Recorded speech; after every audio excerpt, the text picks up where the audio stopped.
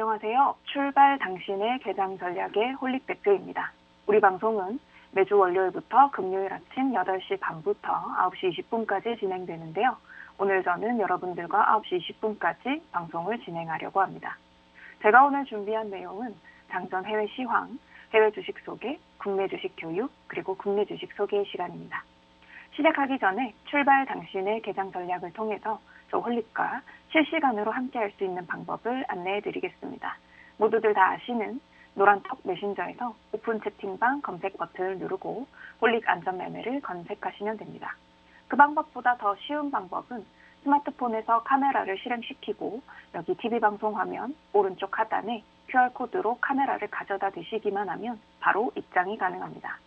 이렇게 들어와 주시면 바쁜 아침에 제가 다 이야기 못해드린 시황, 사생상품 전략, 주식 교육, 종목 전략 등을 들으실 수 있으니까요. 실시간 방송에도 많은 참여 바랍니다. 그러면 어제 미국 증시는 어떻게 마쳤는지부터 말씀드리도록 하겠습니다. 어제 미국 증시는 3대 지수 모두 상승 마감했습니다. 다우존스 산업지수 1.23% 상승 마감, S&P 500 지수 1.23% 상승 마감, 나스닥 1.33% 상승 마감했습니다. S&P 500 지수와 나스닥 지수는 3거래일 연속 상승했다고 합니다. 투자자분들은 연준의 금리 인상 여파와 러시아와 우크라이나 사태 등을 주시했고요. 연준은 전날 2018년도 이후 처음으로 기준금리를 25bp, 0.25%포인트 인상했습니다. 또한 연준 위원들은 올해 남은 6번의 회의에서 모두 금리를 인상할 것으로 예상했다고 합니다. 그리고 제롬 파월 연준 의장은 대차 대조표를 축소하는 양적 긴축을 이르면 5월에 시작할 것이라고도 밝혔습니다. 연준의 금리 결정은 시장이 예상한 수준이었고요. 금리 인상 전망치는 예상보다 내파적이었다는 평가가 이어졌습니다. 하지만 연준이 인플레이션을 억제하는 데 있어서 추세에 뒤떨어지진 않을 것이다 하는 기대감이 있었고요. 예상한 만큼 금리를 올리지는 못할 것이다 라는 전망도 나오면서 주가는 상승세를 지속했습니다. 시장은 앞으로 연준의 금리 인상 여파와 그리고 이후의 긴축 속도가 경제에 미칠 영향을 주시하고 있습니다. 러시아와 우크라이나 간의 평화 협상은 계속되고 있고요. 러시아 외무부 대변인은 이날 브리핑에서 러시아와 우크라이나 간 협상이 화상 연결 형식으로 계속되고 있다고 언급을 했다고 합니다. 러시아와 우크라이나 간 평화 협상이 실질적인 진전을 보고 있다는 보도는 잘못이라고 하는 크렘린궁 대변인의 발언이 나오긴 했는데 시장은 이 부분은 무시했습니다. 조 바이든 미국 대통령과 시진핑 중국 국가주석이 오는 18일에 전화통화를 할 예정이라는 소식도 나왔습니다. 바이든 대통령과 시진핑 주석 간의 통화는 러시아의 우크라이나 침공으로 긴장이 고조되는 가운데 이뤄지는 미중 정상 간 첫 직접 소통이어서 이 부분이 좀 주목됩니다. 그리고 이제 러시아가 지난 16일 이제 달러 채권 이자 만기가 있었죠. 그것을 갚았다는 소식도 나왔습니다. 로이터 통신과 워싱턴 포스트에서는 러시아가 달러화로 국채 이자를 지급했다고 보도했고요. 해당 채권의 이자는 달러화로 JP 모건을 통해 시티그룹으로 이체되었고 채권단에게 전해진 것으로 알려졌습니다. 그래서 이제 러시아의 디폴트 우려가 완화되면서 주가는 오름폭을 확대했다고 합니다. S&P 500 지수의 11개 업종이 모두 상승했고요. 에너지 관련주는 오일 가격, 유가 상승에 힘입어서 3% 이상 올랐습니다. 뉴욕 증시 전문가들은 연준의 금리 인상이 미국 경제의 긍정적인 펀더멘털을 반영한다는 점에서 시장의 긍정적인 요인으로 평가를 하고 있다고 합니다. 그러면 어제 FOMC 결과가 나왔죠. 그 FOMC 회의 내용을 한 번 더 점검하고 넘어가도록 하겠습니다. 일단은 시장에 관심이 집중되었던 3월달 FOMC는 예상한 바대로 무난하게 마무리되었다고 합니다. 이제 시장의 예상이 첫 번째 0.5%포인트 인상이 아닌 0.25%포인트 인상으로 첫 번째 금리 인상이 시작된 것이고요.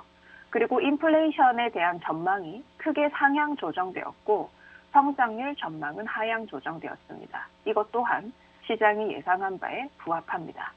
그리고 이제 올해 금리 인상 예상 횟수가 좀 조정이 되었습니다. 3월 FOMC에서 가장 인상 깊었던 것은 파월 의장이 미국 경제와 노동시장에 대해서 긍정적으로 전망을 해줬고 이에 대한 자신감을 여러 번 강조한 것입니다. 최근 대기되고 있는 미국의 경기 침체 우려를 의식한 것으로 내년까지 미국 경제의 침체 확률은 높아지지 않았다라고 언급을 했고요.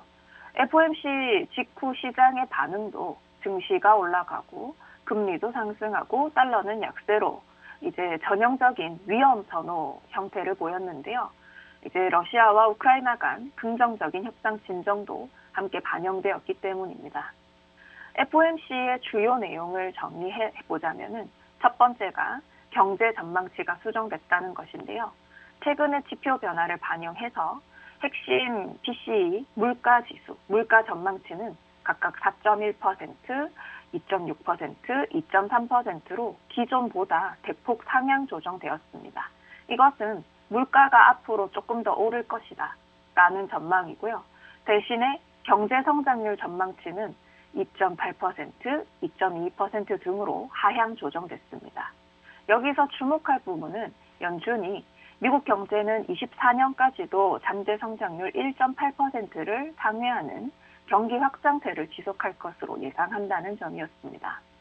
파월 의장이 기자회견에서 여러 번 강조를 했는데요. 연준의 빠른 통화 정책을 해도 이 정상화를 견딜 수 있을 만큼 미국의 경제는 충분히 강하다라는 부분을 여러 번 얘기를 해줬습니다. 그리고 앞으로 금리 인상 예상치는 어떻게 보냐면 점도표라고 하는 것을 보는데요. 점도표는 연준 위원들의 금리 전망치입니다. 그래서 이번 FOMC에서 가장 매파적인 부분으로 볼 수 있는 게 이 점도표의 변화인데요. 이것으로 앞으로의 금리 인상 예상 횟수를 알 수 있는데 올해는 이번 첫 번째 금리 인상을 기초로 해서 총 7번의 금리 인상이 일어날 것이고요. 그리고 내년에 또 3.5회 정도 금리 인상을 예상한다고 합니다. 이번에는 지난번 12월 달에 점도표보다 훨씬 더 상향 조정된 부분입니다. 특히 이제 전체 FOMC 참여자들 중에 7명이 이제 2% 금리 인상까지도 예상을 하고 있고 앞으로 남은 회의가 6번임을 감안할 때 한 번에 0.5%포인트 금리 인상도 주장할 수 있다라는 것을 의미합니다. 그래서 이제 2023년, 23년도에는 예상금리 수준이 2.75%라고 합니다. 내년까지도 인플레이션이 2.5%를 상회할 것으로 예상되고 있는 것이고요. 금리 인상이 반드시 필요하다라는 연준 위원들의 생각을 엿볼 수 있었습니다. 그리고 그 다음 중요한 것이 양적 긴축 정책인데요. 대차대조표 축소를 양적 긴축이라고 생각하시면 됩니다. 이제 이번 회의에서 이 양적 긴축에 대한 구체적인 내용에 대한 논의가 완료되었다고 언급을 했고요. 공식 발표는 5월달 FOMC가 될 것으로 예상이 됩니다. 그래서 이제 기자회견 내용을 한번 훑어보자면 물가 안정의 달성이 경기 확장과 완전 고용의 장기화를 위한 것이고 그리고 미국의 경제와 노동시장은 통화정책 정상화를 견딜 만큼 충분히 견고하다, 충분히 탄탄하다 라고 수차례 걸쳐 강조했는데 이제 우크라이나 사태로 불확실성이 확대되긴 했지만 여전히 인플레이션은 상반기 1분기 말 고점을 형성하고 하반기부터는 둔화될 것으로 예상한다고 밝혔다고 합니다. 하지만 내년까지는 비교적 높은 물가가 지속할 것이라고도 언급하셨습니다. 3월달 FOMC에서 가장 인상 깊었던 부분은 7번으로 하향 조정된 금리 인상 예상 횟수입니다. 그리고 두 번째는 파월 의장의 미국 경제, 노동시장에 대한 강한 자신감이었습니다. 기자회견에서 미국 경제는 정말 강하다, 고용시장도 매우 강하다, 견고하다 라는 얘기를 했고요. 그래서 금리 인상을 해도 그리고 양적 긴축 정책을 펼쳐도 충분히 견딜 수 있다라고 말씀을 하셨고요. 이제 경기 침체 확률은 높아지지 않았다라고 반복 강조했다고 합니다. 요거는 이제 지난 1월 달에 기자회견에서 언급한 것보다는 훨씬 더 강하게 언급한 부분이고요. 앞으로 단기적으로 중요한 변수는 유가입니다. 이제 오일 가격이 130달러까지 올라갔었죠. 그 이후 이제 현재로서는 고점 대비 좀 돌아오기는 했지만 이거는 전략 비축류 방출이나 외교 협상이 지속되고 중국의 락다운에 따른 수요 둔화 같은 것들이 겹쳐졌기 때문에 좀 내려온 것이지 이제 아직까지도 여전히 상황은 유동적이고 변동성이 매우 높은 상황이기 때문에 유가가 지금 수준에서 크게 벗어나지 않는다면은 인플레이션은 3, 4월 중에 고점을 형성하지 않겠느냐 하는 것들이 중론이라고 합니다. 이렇게 FOMC 회의 내용을 한번 점검을 해봤고요. 요 다음에는 해외 주식 소개 시간을 가져보도록 하겠습니다.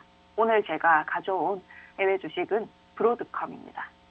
브로드컴은 미국의 기술 기업입니다. 이 기업은 다양한 반도체와 인프라 소프트웨어 솔루션을 설계 그리고 개발 공급하고 있는 회사입니다. 반도체 솔루션 부분과 인프라 소프트웨어 부분 두 사업 부분을 운영하고 있습니다. 반도체 솔루션 부분은 인터넷 프로토콜, IP 인허가뿐만 아니라 반도체 솔루션 제품 라인 사업을 하고 있습니다. 그리고 인프라 소프트웨어 부분은 메인프레임, 기업 소프트웨어 솔루션, 광섬유 채널 스토리지 전용 네트워크 사업을 수행하고 있고요. 디지털 혼합신호 금속 산화물 반도체, COMS 기반의 기기, 그리고 아날로그 기반 제품을 중심으로 해서 반도체 기기를 개발하고 있는 회사입니다. 반도체 부분 같은 경우는 데이터 센터, 네트워킹, 셋톱박스, 브로드밴드, 통신 장비 같은 이제 다양한 칩셋 솔루션을 보유하고 있기 때문에 아주 다양한 곳에서 이 회사의 제품을 활용할 수 있고요. 그리고 사이버 보안이나 스토리지 네트워크 관리 같은 포트폴리오도 보유하고 있습니다. 이제 본사는 싱가포르에 있고요. 글로벌 대표 캔리스 인프라 소프트웨어 솔루션 회사라고 생각을 하시면 됩니다. 이제 이 브로드컴이라는 회사는 최근에 실적 그리고 배당 그리고 주가 가치까지 사실은 굉장히 매력적인 주식이라고 볼 수 있는데요. 강력한 실적 모멘텀이 깔려 있고 거기다가 안정적인 배당까지 해주는 이제 훌륭한 기업이라고 볼 수 있습니다. 아무래도 이제 최근 시장 자체가 변동성이 굉장히 큰 상태이기 때문에 이제 이런 시장에서 배당도 받을 수 있고 실적도 잘 나오는 이런 회사가 아무래도 우리의 주식 투자 대안으로 볼 수 있겠죠. 적합할 수 있겠죠. 이유는 네트워크 부분에서도 이제 반도체 매출의 32% 정도를 차지를 하는데요. 이제 성장세가 돋보였고요. 주력 제품인 토마호크 태택 증가가 영향이 있었고, 그리고 엔터프라이즈 부문에서도 스위칭 업그레이드가 가속화되고, 라우터 부문에서도 통신사들의 5G 투자 주도로 강한 성장을 시현하고 있다고 합니다. 아무래도 기업의 IT 지출이 지속되면서 스토리지 부분이랑 브로드밴드 부분에서도 강력한 모멘텀이 지속되고 있고요. 무선 부분을 제외하면 거의 모든 매출이 30% 이상 성장한 회사라고 볼 수 있습니다. 그래서 1분기 실적도 굉장히 호조를 보였고요. 그리고 앞으로 2분기 실적 같은 경우도 가이던스가 아주 긍정적으로 나왔습니다. 이제 1분기 매출액 같은 경우는 77.1억 달러로 이제 전년 동기 대비 15.8% 올랐고요. 그리고 이제 주당 순이익 같은 경우도 8.39달러로 모두 가이던스를 상회했습니다. 그래서 이제 주가 상승세도 당연히 좋겠죠. 차트 상황도 한번 지켜볼 예정입니다. 엔터프라이즈의 수요가 강세하고요. 그리고 하이퍼스케일러 그리고 통신사의 차세대 투자 지속이 호실적의 주요 배경이라고 보실 수 있습니다. 제품 개선과 신제품 효과가 있어서 수익성이 개선된 부분도 긍정적으로 볼 수 있고요. 2분기의 가이던스는 매출액 79억 달러, 그러니까 이제 지난번보다 20% 오르는 것을 예상하고 있고, 그리고 이제 조정 이익률도 62.5%를 제시해 볼 수 있다고 합니다. 앞으로 반도체 부분의 성장이 가속화될 것으로 예상되기 때문에 이렇게 예상을 하고 있다고 합니다. 올해 안에도 계속해서 이익에 대한 기대감이 강화되고 있고요. 이제 이 주식의 아웃퍼폼을 기대해 볼 수 있는데요. 기업과 클라우드 시장에 대한 노출이 크기에 상대적으로 이익 가시성이 우수하다고 판단이 됩니다. 기업과 클라우드의 수요는 시장이 가장 적게 우려하는 부분이고요. 이 회사는 리드 타임이 줄어들지 않고 있고 1분기 말에 수주 잔고는 전분기 대비 그 2자릿수 이상 증가했다고 회사 측에서 언급하기도 했었습니다. 그리고 이제 주가 가치도 이 계산을 해보았을 때 상대적으로 매력적인 회사입니다. 동사 이 과거 3년 평균으로는 좀 높은 가격을 형성하고 있지만 이 절대적인 가치 수준은 좀 낮은 편입니다. 이 브로드컴이라는 회사에 돈을 벌 수 있는 모멘텀은 이 하이퍼스케일러 부분이고요. 첫 번째. 두 번째는 네트워크 업그레이드 투자가 빠르게 집행되고 있다는 점. 그리고 5G 인프라 투자가 가속화되고 있다는 부분이 긍정적인 부분입니다. 대신에 리스크 요인도 있겠죠. 리스크 요인은 미국과 중국 간의 무역 분쟁이 심화된다거나 혹은 5G 인프라 투자가 좀 지연된다거나 한다면은 리스크가 될 수 있습니다. 그러면 이 브로드컴의 차트 상황을 한번 보고 넘어가도록 하겠습니다. 브로드컴의 차트 같은 경우는 2020년부터 현재까지 쭉 우상향하고 있는 것을 알 수 있습니다. 올해 들어와서 차익 실현 매물이 나오기도 했고 전쟁 리스크도 있었는데요. 주식 가격에는 사실 이 전쟁 리스크가 크게 위협을 주지는 못했습니다. 주봉 차트상 62평선, 초록 색깔 이평선에서는 좋은 지지를 받은 모습을 볼 수 있습니다. 현재 같은 경우는 주봉 차트를 기준으로 노란 색깔 선인 22평선을 타고 오르는 형국이기 때문에 여기서 시장 상황이 더 좋아진다면 기존의 상승 추세를 잘 이어갈 수 있는 모양입니다. 사실 전쟁 리스크가 나오면서 이제 대부분의 대형 주식들 혹은 대부분의 주식들이 큰 하락세를 피하지 못했는데 브로드컴의 경우는 이런 와중에도 박스권을 만들고 오히려 시장 반등과 함께 상승을 시도하고 있습니다. 차트 상황만 보았을 때는 매우 긍정적인 흐름이라고 생각됩니다. 그러면은 잠시 저의 소개 시간을 가지도록 해볼게요. 저는 홀릭이라고 합니다. 주식시장에서 오랜 기간 살아남아서 시장이 주는 수익들을 챙기실 수 있도록 시청자님들을 도와드리는 것이 저의 목표입니다. 저의 모토는 안전 매매인데요. 다들 알고 있지만 잘 지키지 못하는 분할 매수, 분산 투자와 같은 기본적인 원칙들을 지키실 수 있도록 시청자님들의 심리를 다스리는 데 도움을 드리고자 합니다. 안전한 매매 대응을 추구하는 것이 저희 기본적인 원칙이고요. 주식과 파생 상품의 비중을 7대3 정도로 유지하는 것을 권장하고 있고 주식계좌 운영 비중에서 가장 중요하게 생각하는 것은 현금을 꼭 보유하도록 하는 것입니다. 그래서 이제 주식을 매일 스캘핑으로 대응을 하진 않기 때문에 단기 대응에 대한 갈증은 파생 상품 대응으로 해소하고 있습니다. 코스피 200 지수 선물과 옵션을 활용한 단기 대응을 매일 진행하고 있고요. 야간 방송에서는 해외 지수 선물이나 원자재, 상품 선물 등을 통해서 수익을 쌓아나가고 있습니다. 주식을 대응으로 해서 수익도 소중하지만 파생 상품에서 오는 수익도 놓칠 수 없죠. 지금과 같은 주식들은 많이 빠졌고 지수 가격이나 상품 가격의 변동성이 커져 있는 상황에서는 파생 상품을 적극적으로 활용할 수 있어야 합니다. 이런 식으로 돈을 버는 방법도 있으니 이제 여러분들이 적극적으로 파생 상품도 활용하실 수 있도록 실시간 라이브 방송에서 도와드리도록 하겠습니다. 저는 매일 오전과 야간에 실시간 라이브 방송을 진행하고 있습니다. 각종 뉴스 시황, 차트 분석, 주식 교육, 파생 교육, 그리고 종목 상담도 진행하고 있으니까요. 필요하신 분들은 실시간 공개 방송에 참여해 주세요. 실시간 방송에 참여해 주실 수 있는 방법은 노란톡방에서 상세히 알려드리고 있습니다. 스마트폰에서 카메라를 실행시키시고 여기 TV 방송화면 오른쪽 하단에 QR코드로 카메라를 가져다 대시기만 하면 바로 노란톡방에 입장이 가능합니다. 그러면 우리 장 시작하기 10분 전인데요. 어제 우리 국내 시장이 어떻게 마무리됐었는지 한번 체크를 하고 넘어가도록 할까요? 이제 어제 우리 코스피는 2694.51포인트로 1.33% 상승 마감했고요. 코스닥 시장은 915.13포인트로 2.5% 상승 마감했습니다. 어제 같은 경우는 외국인과 기관의 코스피 시장, 코스닥 시장, 양시장 매수가 하루 종일 이어졌습니다. 이제 외국인들의 주식 순매수가 9거래일 만에 돌아온 것이기 때문에 되게 긍정적이라고 판단하고 있는데요. 이제 3월 FOMC에서 금리 인상 결정을 했고 이것이 시장 예상에 부합했고요. 이제 아까도 말씀드렸지만 금리는 예상보다 매타적이었지만은 아무래도 불확실성 해소에 투자자들이 좀 초점을 둔 것으로 생각이 됩니다.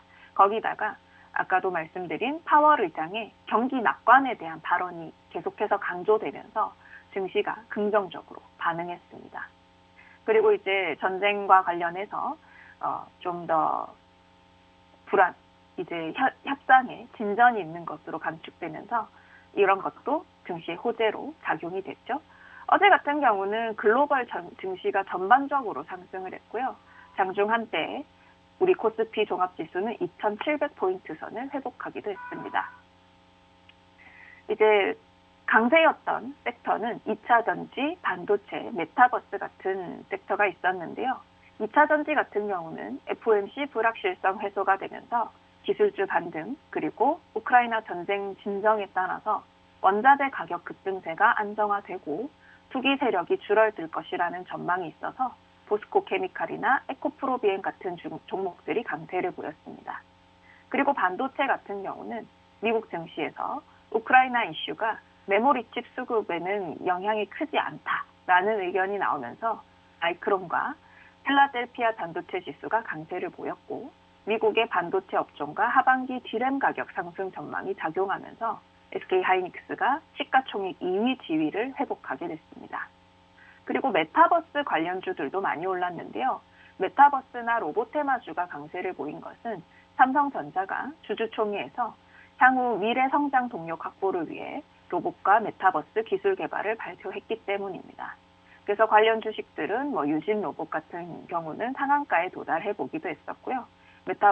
메타버스 관련해서 선익 시스템 같은 종목들이 상한가를 도달하기도 했습니다. 그리고 이제 LG 에너지 솔루션, 네이버, 카카오 등의 성장주 중심으로 상승을 만들어냈고요. 특히 SK하이닉스가 6% 이상 상승하면서 대형주의 상승세가 좋았습니다. 그러면은 잠깐 쉬는 시간을 하고 금방 다음 내용으로 넘어가도록 하겠습니다.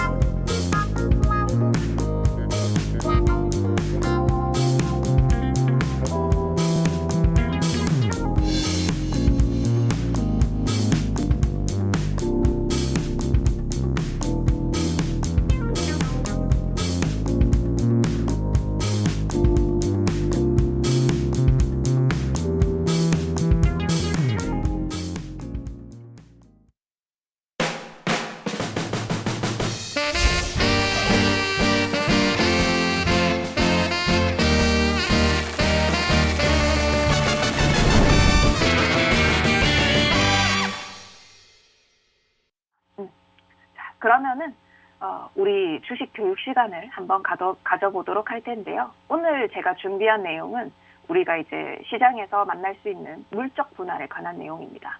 우리가 시장에 있어서 2020년도, 2021년도 지나오면서 새로운 공모주 시장이 굉장히 화랑세를 띄었는데요. 그중에 몇몇 기업들은 과도한 물적 분할 이런 것들 때문에 문제가 되기도 했습니다. 왜 문제가 되었는지, 물적 분할은 무엇인지, 앞으로 물적 분할에 대한 규제는 어떤 것들이 생길 것인지 이런 부분들을 한번 준비해 봤습니다. 그러면 먼저 기업 분할이 무엇인지 알아야겠죠. 기업 분할은 회사의 특정 사업 부문을 독립적으로 분리하는 것입니다. 기업 분할 제도는 대부분 출자 형식으로 이루어지는 분사 제도와 달리 회사의 특정 사업 부문을 독립적으로 분리하면서 자본과 부채까지 나누는 것으로 우리나라에서는 IMF 경제 위기 이후에 기업의 구조 조정을 쉽게 진행하기 위해서 상법 개정으로 본격 허용되었습니다. 하지만 구조조정 외에 유망한 사업부나 모기업과는 사업 내용이 다른 사업부들을 독립시켜서 주력 사업으로 육성할 수 있다는 장점 때문에 M&A와 함께 국내 기업들의 새로운 경영 전략으로 자리 잡기 시작했습니다. 기업 분할은 회사를 매각하는 혹은 인수합병하기에 유리하고 감자나 주식 매수가 부담이 없는 것도 경영진이나 대주주들에게는 매력적인 제도입니다. 기업 분할은 주주총회의 결의로 결정되며 이전 회사의 채무에 대해서는 분할된 회사들이 공동으로 부담하게 됩니다. 기업 분할은 크게 물적 분할과 인적 분할로 나뉘어집니다. 물적 분할의 경우 분할 회사, 그러니까 기존 회사가 새로 만들어진 회사의 주식을 소유하게 됩니다. 물적 분할을 통해서 분할된 기업의 주주권과 경영권도 기존의 회사가 갖게 됩니다. 인적 분할은 기존 회사의 주주들이 일정 비율대로 새로 만들어진 회사의 주식을 나눠 갖게 되는데요.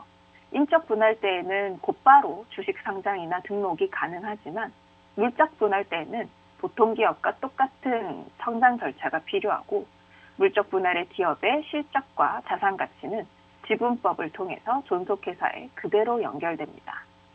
물적 분할을 하게 되면 분할 주체가 신설회사의 주식을 100% 소유하기 때문에 주주들은 종전과 다름없는 지분 가치를 노릴 수는 있습니다. 또한 분할회사의 등록세나 취득세가 면제되고요. 법인세, 특별부가세 부과도 일정 기간 연기됩니다. 하지만 물적 분할로 기업이 새로 생길 때 기존의 모회사 주주들은 주식 매수 청구권을 행사할 수는 없습니다. 그러면 물적 분할은 왜 문제가 된 것일까요? 기업들이 물적 분할 이후에 분할된 회사를 증시에 재상장시키고 이를 통해서 투자금을 신규로 유치받는 일이 잦아졌습니다. 작년과 재작년 공모주 상장이 늘어나면서 물적 분할을 통한 재상장 기업이 굉장히 많았습니다. SK, 그리고 카카오, 최근에는 LG화학에서 물적 분할 이후에 LG에너지솔루션을 상장하면서 공모주 시장까지 자금이 크게 몰렸습니다. 공모주를 통해서 일부 돈을 벌게 된 투자자들도 있었지만 중요한 것은 모회사의 기업가치 하락이었습니다. 왜냐하면 가장 중요한 사업부를 분할해버렸기 때문입니다. 예를 들어서 LG화학 같은 경우는 배터리 사업의 성장을 보고 투자한 투자자님들이 대다수였습니다. 그 사업이 LG화학의 주력 사업이었고요. 그런데 이 주력 사업을 떼어내면서 LG화학의 주가 가치는 하락해버렸고 LG화학 주주분들은 손실에 직면했습니다. 실제로 물적 분할 이후 LG화학의 주가는 반토막이 되기도 했습니다. 거기다가 공모주로 청약을 통해서 개인 투자자들에게 신규 상장 기업에 투자할 기회가 있긴 하지만 이를 통해서 개인 투자자들이 얻을 수 있는 수익은 정말 한정적입니다. 기관들이 공모 수요 예측을 통해서 청약할 때에는 증거금을 넣지 않고도 참여가 가능하여 가격 뻥튀기가 될 수 있고요. 개인 투자자들은 증거금도 필요한 데다 받을 수 있는 주식 수도 매우 한정적입니다. 한두 주를 받아서 얻어갈 수 있는 수익은 너무 적은 것이죠. 그리고 LG에너지솔루션 또한 고평가에 대한 논란이 있었습니다. 카카오뱅크나 카카오페이가 상장될 때에도 기업 가치가 고평가되었다는 논란이 있었고요. 상장 이후 고점 대비 많은 하락세를 보이기도 했습니다. 이런 식으로 모회사의 주가 가치 훼손, 그리고 고평가된 재상장 주식 가치, 이런 것들이 개인 투자자들에게는 불리하게 투자할 수밖에 없는 결과를 낳게 되면서 물적 분할이 문제가 되었습니다. 이런 내용을 제가 뉴스에서 발췌를 해보았는데요. 물적 분할은 모회사의 특정 사업 부분을 분리해서 신설회사로 만들고 신설한 자회사의 주식을 100% 소유해서 지배권을 확보하는 기업 분할 제도입니다. 지배주주 지분이 희석되지 않아서 경영권을 지키면서 신사업 육성을 위한 자금 조달이 가능하다는 것이 기업에 대해서는 장점입니다. 반면에 기존 모회사의 핵심 사업이 떨어져 나가기 때문에 기존 모회사 주주 권리를 침해한다는 비판이 나옵니다. LG화학의 2차 전지 관련 전지사업본부를 물적 분할한 LG에너지솔루션 상장이 지주사 할인 리스크에서 벗어나지 못하고 있기 때문입니다.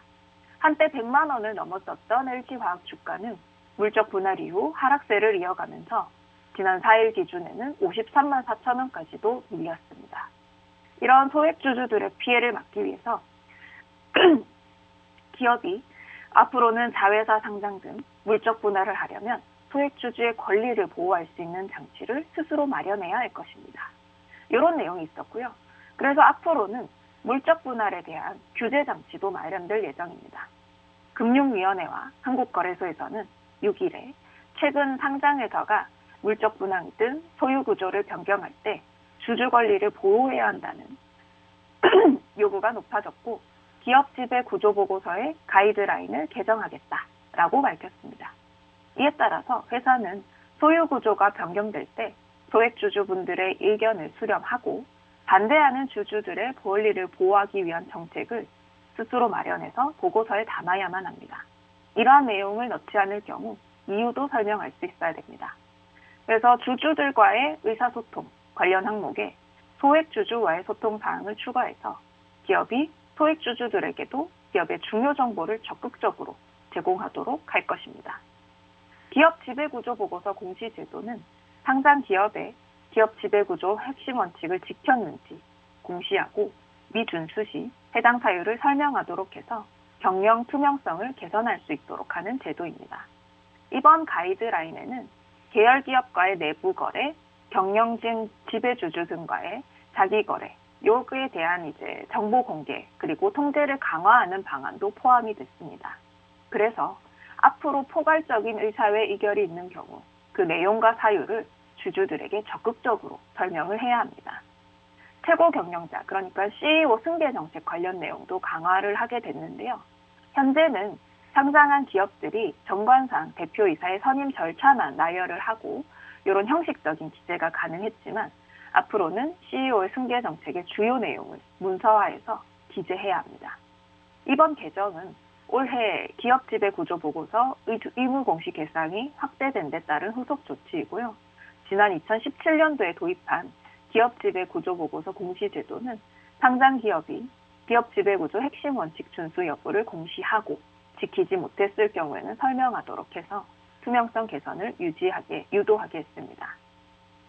앞으로 이제 3, 4월 동안에는 주요 개정 상황에 대한 안내를 진행할 거고요. 그리고 이제 앞으로 5월 말부터 이 가이드라인이 적용된다고 합니다. 이제는 우리 개인 투자자들도 물적 분할이나 공모주 청약 등에 대한 정보가 많아졌기 때문에 이 상장이나 혹은 물적 분할이라는 것이 이 투자자들에게 불리한지 아닌지 판단할 수 있습니다. 이것 때문에 물적 분할 및 재상장을 추진하던 기업들이 상장을 보류하는 일들도 생겼습니다. 앞으로는 주식 투자에 있어서 개인 투자자들에게 좀 더 나은 투자 환경이 될 수 있으면 좋겠네요. 저희는 이런 주식 교육들을 매주 1회 이상 진행하고 있고요. 당연히 주식 교육뿐만이 아니라 사생 교육도 진행하고 있습니다. 초보분들도 이제 그동안에 몰랐던 내용들, 뉴스로 읽어보긴 했지만 두루뭉술하게 알고 있었던 내용들을 저희가 상세하게 알려드리고 있으니까요. 이제 필요하신 분들은 실시간 라이브 방송에, 공개 방송에도 언제든지 참여하실 수 있으니까 언제든지 노란톡방에 들러주시면 됩니다. 이제 지금부터는 국내 주식 소개 시간을 가져보도록 할 텐데요. 첫 번째 기업은 심택이라는 주식입니다. 심택은 1987년 설립이 된 회사이고요. 반도체용 PCB 개발 그리고 양산에 선택 집중을 해서 온 기업입니다. 이제 그동안 축적된 제조 경쟁력을 바탕으로 해서 최첨단 PCB 제품을 글로벌 주요 반도체 기업들에게 공급하고 있습니다. 주요 제품군은 D램 등의 메모리 칩을 확장시켜주는 모듈 PCB, 그리고 각종 반도체 칩을 조립할 때 사용하는 기판 등이 있습니다. 메모리 모듈 PCB라고 하는 것은 반도체 패키지가 실장되는 기판을 말합니다. 그리고 이제 BOC라고 하는 거는 브로드온 칩이라고 해서 기판에 메모리 칩이 이제 본딩면이 부착된 형태를 말하고요. 칩의 본딩 패드와 기판의 본딩 패드를 중앙에 형성된 슬롯을 통해서 와이어 본딩으로 기판에 연결하는 구조라고 합니다. 그런 이런 기판 업계는 증설을 러시아하고 있는데요. 그것은 왜 그렇냐면 기판을 만드는 제작 난이도가 점점점 높아지고 있다고 합니다. 글로벌 주요 패키징 기판 회사들의 증설 계획이 잇따라 발표되고 있는데요. 국내 기업으로는 삼성전기, LG노텍, 이제 FC, BGA의 조 단위의 투자를 추진 중이라고 하고요. 코리아 서키트, 대덕전자도 패키징 기판 증설에 열을 올리고 있습니다. 우리나라뿐만 아니라 대만과 일본 기업들도 2023년, 24년 가동 시작을 목표로 해서 다양한 증설 계획을 발표하고 있습니다. 최근의 패키징 기판 증설은 반도체 칩 패키징 기술이 고도화되면서 고객사들이 요구하는 기판 스펙이 굉장히 높아졌기 때문입니다. 그래서 한 개당 생산하는 난이도가 높아졌고요. 업계 전반적으로 증설이 필요한 상황입니다. 주요 회사의 신규 설비 가동 시점이 2023년, 2024년 이후인 것이 많기 때문에 이를 고려하면 최소한 내년까지는 공급 과잉을 생각하기는 어려울 것입니다. 그리고 4분기 실적이 굉장히 양호했고요. 2022년에도 이제 컨센서스를 비웃을 수 있는 이익이 전망된다고 합니다. 4분기의 신택의 실적은 매출액이 3,901억 원, 영업이익이 732억 원으로 이제 예상치보다는 굉장히 크게 상회했다고 합니다. MSAP 기판 증설에 따른 매출 개선 효과와 그리고 기판 공급 부족에 따른 가격 인상 효과가 함께 나타나고 있고요. 앞으로 2022년의 실적은 1조 원이 넘을 것으로 예상이 되고 영업이익도 3천억 원이 넘을 것으로 예상하고 있습니다. 이런 회사의 실적 전망치 같은 경우는 이제 환율을 고려하면 신규 증설 효과를 미반영했기 때문에 보수적인 상황이라고 볼 수 있습니다. 그러면은 신택이 4분기에 어떻게 이렇게 돈을 많이 벌 수 있었는지도 한번 이제 더 자세하게 알아보면요. 첫 번째는 믹스 개선이 지속됐고요. 그리고 DDR5라고 하는 이 메모리 칩의 매출이 본격화되었고, 그리고 과거의 선제적인 비용이 반영되었기 때문입니다. 1분기는 사실 통상적으로 비수기라고 합니다. 그러나 2022년의 1분기는 다르다고 하네요. 영업이익 추정치를 오히려 더 상향 추정을 했는데요. 이제 추가 업사이드 여력이 여전히 존재한다고 합니다. 왜냐하면 2022년도에도 가파른 성장률 그리고 ASP의 상승세가 지속될 것이기 때문입니다. 이유는 이제 신택의 2022년 환율 가정이 이 1,150원으로 설정이 되어 있습니다. 현재 환율은 최근에 1,230원대까지도 올랐었죠. 그것을 적용하면은 당연히 더 높은 이익을 만들어낼 수 있을 거고요. 그리고 이제 이번 추정치 자체가 원자재 가격 상승을 고려해서 미래의 매출 총이익률을 이제 하반기 수준에서 크게 못할 것이라고, 좋아지지 못할 것이라고 가정한 바 있습니다. 지속적으로 고부가 가치를 내는 MSAP 캐파를 확장 중이고요. 하반기 양산시장 예정인 신공장 매출 효과를 추정치에는 반영하지 않았습니다. 이렇게 이제 당사에서는 제대로 이 환율이라든지 그리고 앞으로 양산 시작하는 이 매출 효과도 반영하지 않았는데도 이번 2022년에 예상치가 이렇게 높은 것을 보면은 실제로는 더 많이 돈을 벌 수 있을 것이다라고 예상을 하는 거죠. 2022년에도 ASP 상승이 지속될 것이고요. 동사의 이 신택의 패키징 기판 ASP 상승세는 2021년도에는 10%대, 그리고 2022년에는 20%대로 가속화될 전망입니다. 신택은 패키지 기판 대장주로서 지난 2년간 호황 속에서 분기 실적을 레벨업 시켜왔습니다. 분기별 영업이익이 700억 원, 800억 원대를 기대할 수 있는 업체로 성장을 했고요. 그리고 실적에 합당한 시가총액에 도달할 것으로 판단합니다. 비메모리 패키지 기판의 비중 확대로 밸류에이션이 이제 앞으로는 정당화될 것이고요. 그리고 현재 기준 PER도 7배 정도로 굉장히 낮게 형성되어 있습니다.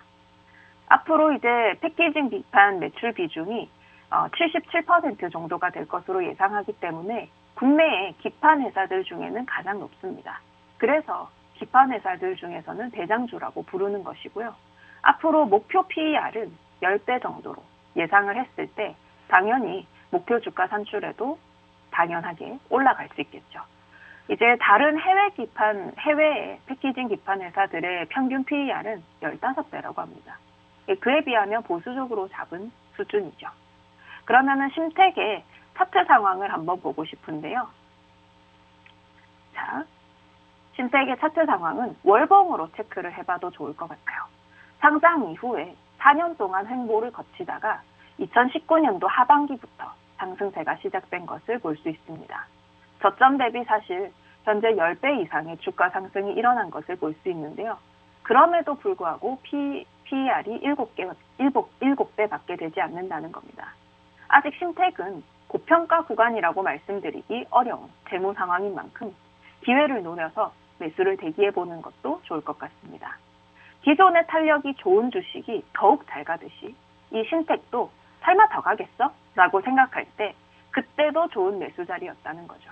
현재는 이평선 간의 간격이 좀 많이 떨어져 있기 때문에 현재 시점에서 바로 추격 매수를 하는 것은 위험할 수 있지만 이평선 근처에서 이제 분할 매수로 접근을 하는 것은 좋은 전략이 될 것으로 생각됩니다. 그동안 가격이 많이 오른 만큼 비중을 한꺼번에 많이 실어서는 안 됩니다. 좋은 타점을 노려서 진입해야 하는 종목 중 하나라고 생각됩니다. 그러면 그 다음에는 또 새로운 주식 소개를 진행을 할 텐데요. 이번에는 삼성 엔지니어링입니다. 삼성 엔지니어링은 전 세계 플랜트 시장에서 활발한 사업을 전개하는 글로벌 EPC 전문 기업입니다. EPC는 설계와 구매, 시공까지 하는 기업이라고 하는 것입니다. 사업 분야는 화공과 비화공으로 나뉘는데요. 화공 분야는 오일과 가스 프로세싱, 그리고 정유 석유화학 사업이 있고요. 이제 비화공 분야는 산업 설비, 환경, 발전 사업 등이 있습니다. 산업 환경은 그룹 내 물량의 지속적인 발주가 이어진다는 것이 긍정적이고요. 그리고 해외의 수처리, 바이오 시장의 성장이 확대될 전망입니다. 동남아 등의 저개발 국가를 중심으로 해서 기초산업 플랜트 위주의 발주가 예상되고 있고요. 앞으로도 수요가 확대될 가능성이 높습니다. 이번에 올해 삼성 엔지니어링의 투자 포인트는 피드 연계형 수주 사업 포트폴리오가 다각화되는 점, 그리고 원가율 중심의 경영 전략입니다. 이 피드 연계형, 이 EPC 수주 전략을 적극 추진하고 있는데요. 피드는 전체 사업비에서 차지하는 부분이 10% 이하로 적지만 안정적인 마진을 보장할 수 있다는 게 장점입니다.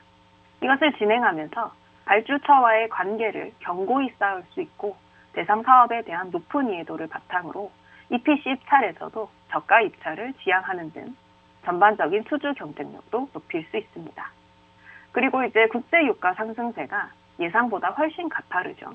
이에 따라서 글로벌 EPC 시장의 핵심 고객인 중동 지역의 국영석유 기업들의 발주 기조가 확산되고 있습니다.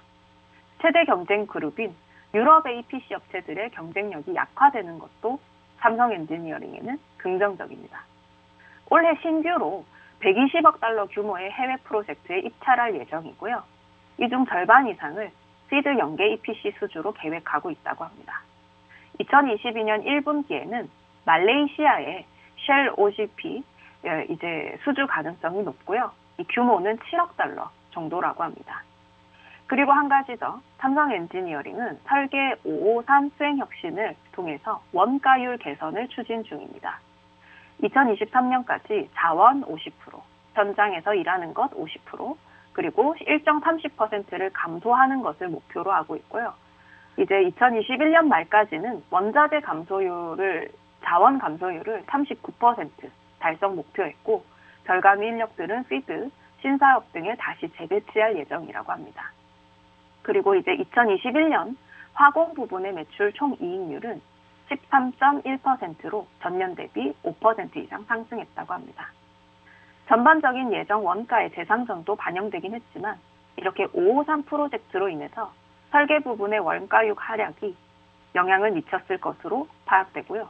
유닛의 모듈화, 공정의 자동화 등 연구 조직을 확대하고 실제 현장에 적용하는 등 원가 통제 역량 확대가 기대됩니다. 그리고 이제 지난 4분기 실적 같은 경우는 일획선 이벤트를 제외하면 어닝 서프라이즈 수준이라고 합니다. 이제 2021년 4분기 매출액이 2조 원이 넘었는데요. 전년 동기 대비 35% 증가했다고 합니다. 대형 화공 프로젝트 기성 본격화 그리고 관계사 물량이 확대되면서 컨센서스 전망치를 좀 크게 상회했습니다. 하지만 영업이익은 1,000억 원 정도로 좀 전망치를 하회했는데요. 2017년도에 계약 해지됐었던 사우디 얀부 3 관련 소송 결과가 나오면서 이로 인해서 일회성 이벤트가 있었기 때문입니다. 그 비용이 1,200억 원이 있었고요. 이것을 제외한다면 어닝 서프라이즈에 해당하는 실적이라고 볼 수 있습니다. 이번 실적에서 중요한 점은 대형 신규 공사의 매출 반영이 본격화되고 있다는 것입니다. 2022년도에는 삼성 엔지니어링의 경우 매출액은 7.4조 원, 영업이익은 5,800억 원 정도를 예상하고 있다고 하는데요. 이제 2021년 신규 수주가 좀 2020년 대비 감소를 했기 때문에 매출은 감소할 수 있지만 원가율 개선에 따라서 영업이익은 증가할 수 있을 것으로 예상됩니다. 그리고 이제 영업이익을 증가로 볼 수 있는 요인은 이제 일회성 이벤트, 아까 말씀드린 거, 그리고 화공 부분의 원가율 개선입니다. 그래서 이제 원가율 개선을 통해서 아무래도 영업이익을 확대할 수 있다는 게 가장 긍정적으로 볼 수 있는 부분입니다. 그러면은 삼성 엔지니어링도 함께 이 차트 상황을 한번 보고 싶은데요. 자, 삼성 엔지니어링 한번 보도록 하겠습니다. 자, 월봉으로 이 친구도 한번 보고 싶은데요. 삼성 엔지니어링은 오랜 기간 동안 바닥 따지기를 해온 것을 볼 수 있습니다. 2016년부터 현재 가격까지도 사실은 바닥권임을 월봉 차트에서 볼 수 있는데요. 이런 경우에는 앞으로 사업 평가에 따라서 기존의 하락세를 천천히 되돌릴 수 있는 차트 모양새가 됩니다. 이것이 월봉입니다. 월봉 차트를 기준으로 한 122평선, 29,500원 정도를 확실하게 넘어준다면 추세 상승도 한번 노려볼 수 있습니다. 하지만 기존에 내려온 기간이 4년 정도였고 바닥을 다진 기간도 5년이 넘기 때문에 이런 경우에는 사실은 장기적인 접근이 필요합니다. 올라가는 추세도 한 4년 정도 발생할 수 있지 않을까 하는 생각도 해보는데요. 그것은 앞으로 삼성 엔지니어링이 얼마나 돈을 잘 버느냐에 따라서 달라질 수 있을 겁니다. 혹시나 장기 투자를 위한 종목을 찾고 계신 분들께는 좋은 종목이 될 것 같습니다. 그러면은 이제 저도 알려드릴 내용들을 어느 정도 마무리를 했는데요. 이제 지금부터는 제 소개 잠깐 더 하고 마무리하도록 하겠습니다. 저는 아까도 말씀드린 대로 안전 매매가 저의 투자 성향입니다. 이제 최대한 안정적으로 주식 계좌를 그리고 파생 계좌를 꾸려가는 것이 저의 목표이고요. 주식과 이제 파생을 함께 보고 있습니다.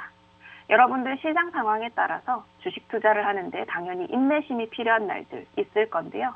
저희 방에 들러서 언제든지 심리적으로도 안정적으로 받아가시고요.